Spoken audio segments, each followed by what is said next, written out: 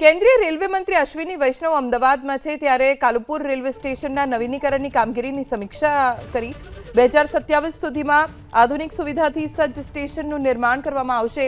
અશ્વિની વૈષ્ણવે મીડિયા સાથેની વાતચીતમાં કહ્યું કે રેલવેની કામગીરી ઝડપથી ચાલી રહી છે। દરેક મહિનામાં એક ફ્લોરનું કામ થશે। બુલેટ ટ્રેન સાથે કનેક્ટિવિટી કરવામાં આવી છે। ગુજરાતની સંસ્કૃતિને ધ્યાનમાં રાખીને તોરણ દ્વાર બનાવવામાં આવશે। બુલેટ ટ્રેનનું કામ ઝડપથી શરૂ થશે તેવું પણ અશ્વિની વૈષ્ણવ તરફથી કહેવામાં આવ્યું છે। तो बुलेट ट्रेन के साथ भी पूरा इंटीग्रेशन इसमें स्टेशन का किया गया है। जैसे कि बुलेट से उतरे अहमदाबाद स्टेशन में आए, अहमदाबाद स्टेशन से उतरे बुलेट में चढ़े, इसमें एकदम सीमलेस ट्रांसपोर्टेशन हो पाएगा। बुलेट ट्रेन की प्रोग्रेस बहुत अच्छी है।